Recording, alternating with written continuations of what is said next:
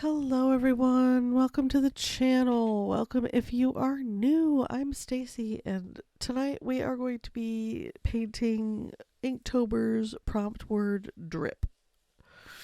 I was thinking I would be really super messy and out of control, and I didn't quite let go as much as I thought I would. Um, I've got the board tilted at about a 45-degree angle, and I'm putting the paint on, spritzed the page, wet on wet, and kind of hoping for drips and not using quite enough water for that effect. But in the end, I really end up loving this piece. I apologize for coughing and sniffing. I'm still stuffed, a little bit stuffy. Yeah, I decided to go in with golds and greens and make a little forest painting. And I end up really loving it at the end. As I'm going, I'm not getting as much drip effect as I was really wanting. It's something I need to work on more spontaneous. Steve from Mind of Watercolor, his channel, he does spontaneous watercolor pieces that are just gorgeous. I mean, and I know he has ones that didn't turn out like there's plenty of spontaneous paintings that didn't turn out to be landscapes, but the ones he puts up and gives us a nice little showing of him dropping color and letting it move around on the page and then going in and pulling color out and putting color in. It's just, if you haven't watched him paint, you should totally go to his channel and check him out. He's really wonderful artist, and I love his channel. But he was like in the back of my head as I was painting this one, like, just loosen up, let the paint move around, quit being so stiff. And then at some point I stopped thinking and just started painting a forest. I just drop it in trees and seeing if I could get bushes, and maybe the back is super glowy because the sun is like really bright back there. And then our foreground trees, if the sun is bright way in the back in the distance behind the trees, our foreground trees are going to be much darker. So I'm trying to work on that, trying to build them up without painting them directly. Like, you know what I mean? Be more spontaneous and let the paint kind of move around. I'm just kind of splotching it down with the side of the brush at this point. I don't want it to be too heavy. I would like this to feel a little misty forest, that kind of feeling. I don't know who that is, but they have to wait a few minutes. My nose is so stuffy. I'm sorry, you guys. I am really working on getting well. I got vitamins. I've been taking Theraflu. I've been cough dropping and Vixing and sinus nasal spraying. All the things you do to get over a cold as fast as possible. But the cold still takes its time. It takes its sweet time leaving you alone.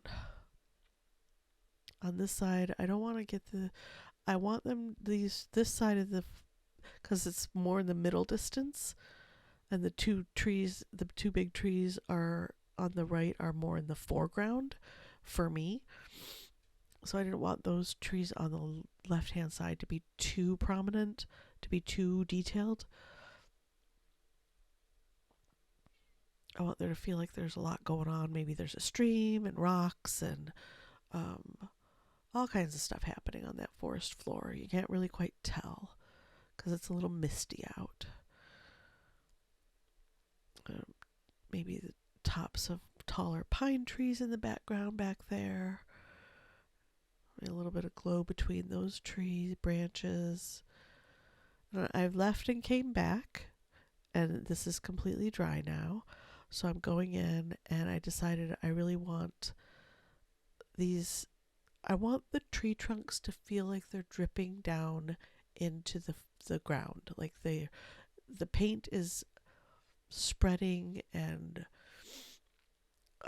moving around. So I re-wet the entire trunk, and there we go. A little more drippy feeling, a little more heavy, a little more detailed for the trunk of the tree.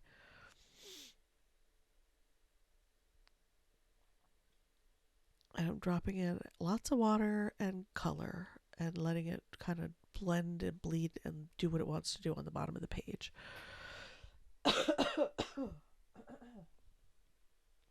And overall, I really like the way this piece is turning out. I'm pretty happy with it. I do go back and forth on the tree trunks quite a bit. Get that. Maybe the ground is worked up under the trees a little bit. So it's a little more earthy. It doesn't get quite as much sun, so there's not quite as much growing under there. And then I decide, for some unknown reason, to go in and define that one tree. And then I'm going in with the spring green and getting some brighter areas in, and then splatter, because I love it. Love a good splatter. Creates nice textures, gives the piece some activity, some interest. But if you don't like splattering on your piece, don't do it. Don't do it. I just really enjoy the texture and movement that it creates. And in a forest, there's always things moving and bugs and winds blowing, and maybe there's leaves blowing off trees, that kind of thing in the distance. I got way too carried away right there, and I got it way too dark. So I'm trying to go in and put in grasses, like tall, weedy grasses, with the tip of the brush in the different colors, the gold, the green. And I lost a couple of my spindly trees that are in the background, so I'm trying to pop those back in. Yeah, this was fun to paint. I want to do more of these. I'm thinking about creating a whole set for like cards and postcards for the shop. I think that would make these would make a really nice set of cards or postcards, like sympathy or get well or thinking of you kind of cards, or hi. Not every card needs to be something amazing. Maybe you just want to say, hey, I was thinking about you. All right, bye. We take off the tape and do a little close up. Thanks, guys, for being here, and I will see you in the next video. Bye.